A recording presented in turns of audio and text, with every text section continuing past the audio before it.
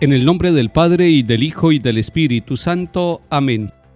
Bendito sea el Señor, Dios de Israel, porque ha visitado y redimido a su pueblo, suscitándonos una fuerza de salvación en la casa de David su siervo, según lo había predicho desde antiguo por boca de sus santos profetas. Es la salvación que nos libra de nuestros enemigos y de la mano de todos los que nos odian.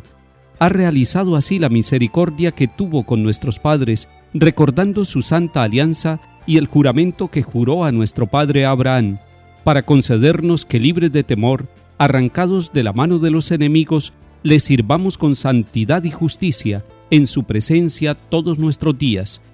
Y a ti, niño, te llamarán profeta del Altísimo, porque irás delante del Señor a preparar sus caminos, anunciando a su pueblo la salvación, el perdón de sus pecados. Por la entrañable misericordia de nuestro Dios, nos visitará el sol que nace de lo alto, para iluminar a los que viven en tiniebla y en sombra de muerte, para guiar nuestros pasos por el camino de la paz. Lectura de la profecía de Amós, capítulo 8. Escuchen esto los que exprimen al pobre, despojan a los miserables diciendo: ¿cuándo pasará la luna nueva para vender el trigo y el sábado para ofrecer el grano? Disminuyen la medida, aumentan el precio, usan balanzas con trampa, compran por dinero al pobre, al mísero por un par de sandalias, vendiendo hasta el salvado del trigo. Aquel día, oráculo del Señor, haré ponerse el sol a mediodía, y en pleno día oscureceré la tierra.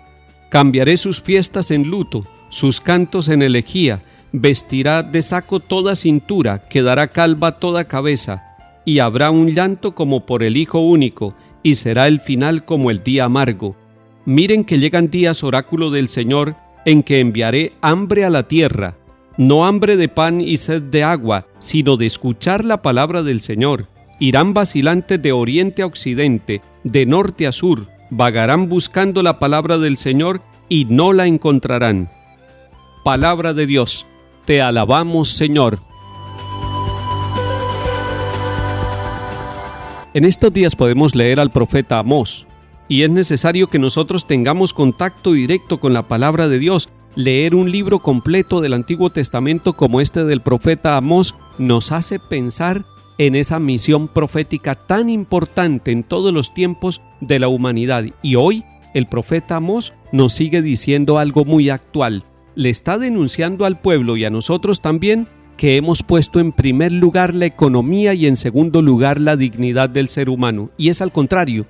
Primero debe ser el ser humano y la economía debe estar al servicio del ser humano.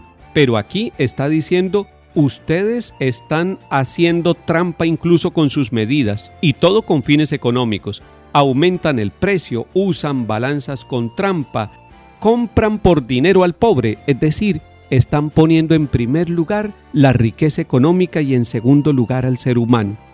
Y esto ha pasado en muchas etapas de la humanidad, no solamente en nuestra etapa. Es cierto que el dinero es importante, es cierto que la economía tiene un sentido dentro del progreso de los pueblos y de nuestra vida, pero es más importante el ser humano. Por eso la profecía de Amós es tan actual. Él está diciendo que por dar ese desorden a nuestra vida, por cambiar esa manera de pensar y por poner en segundo lugar al ser humano, Dios también nos va a cambiar a nosotros la vida. Y dice: cambiaré sus fiestas en luto. Y no es una amenaza, es que eso es consecuencia del error de olvidarse de Dios y de poner en segundo lugar al ser humano y en primer lugar la economía. Cambiaré sus fiestas en luto. También dice el profeta que va a cambiar los cantos en elegía. ¿Qué es una elegía? Una elegía es un lamento, es decir, ellos van a pasar de la alegría aparente a la tristeza real. Pero lo más importante es lo que está diciendo el profeta. Miren que llegan días en que ustedes tendrán hambre, un hambre distinta. No un hambre del alimento material, del pan y de la comida, sino que tendrán hambre de escuchar la palabra del Señor. Eso lo está anunciando el profeta.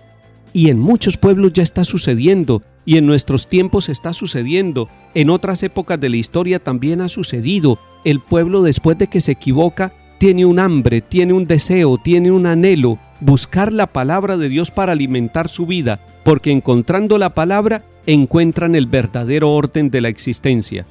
Pero dice el profeta, vagarán buscando la palabra del Señor y no la encontrarán. Querido hermano, querida hermana, usted sí ha encontrado la palabra de Dios. Usted sí tiene la Biblia en su casa. Y es necesario que la tenga no solamente como libro, sino como vida. Que no tenga solamente la palabra de Dios escrita, sino que la tenga vivida en su corazón y en su mente.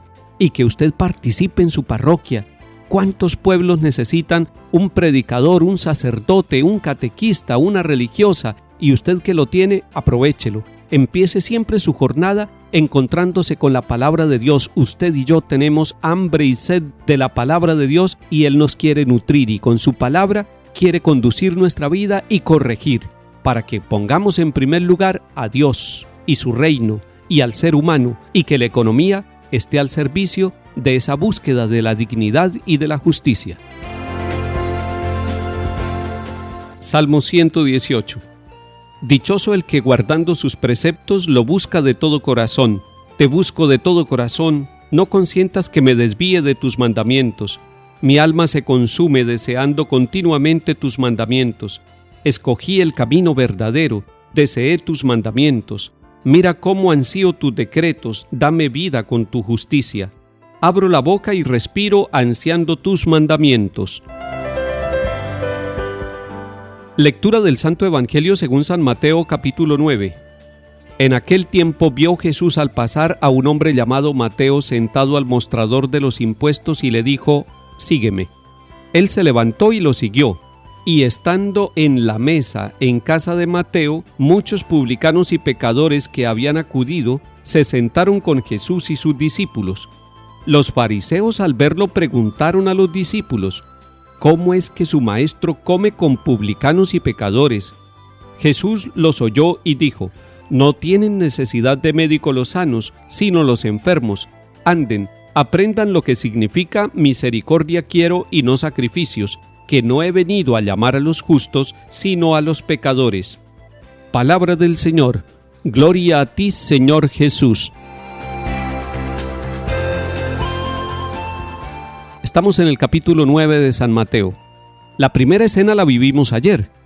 Usted y yo contemplamos cómo Jesús sanaba desde dentro, desde el corazón, a un paralítico, que primero le quitó las parálisis del alma y luego le dijo, toma tu camilla y vete.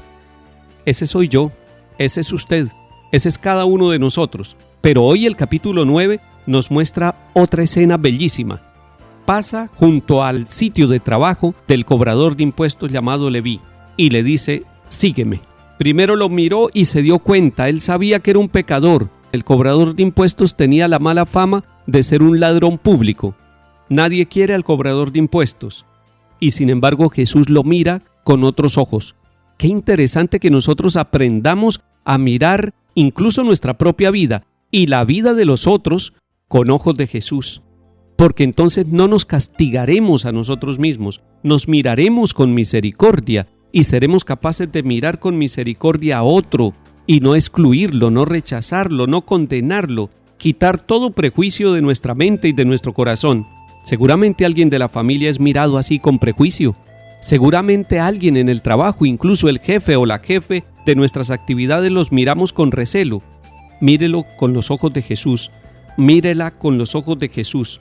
Y Jesús le dice a Mateo, sígueme, y se va a la casa, entra a la casa de Mateo, y allí hay muchos publicanos y pecadores, y lo critican por estar en comunión con los pecadores, pero Jesús dice algo que nos llena a nosotros de mucha esperanza y de consuelo. No tienen necesidad de médicos los sanos, sino los enfermos, y usted y yo somos enfermos, y necesitamos al médico, y el médico es Jesús. Jesús, ven a nuestra casa, como hiciste con Mateo, visita nuestra casa. No somos dignos de tu presencia, pero necesitamos tu misericordia, y cuando tú vengas a nuestra casa, aprenderemos lo que es la misericordia, que es más importante que los sacrificios, y estaremos dispuestos a tratar con misericordia a los que viven a nuestro lado.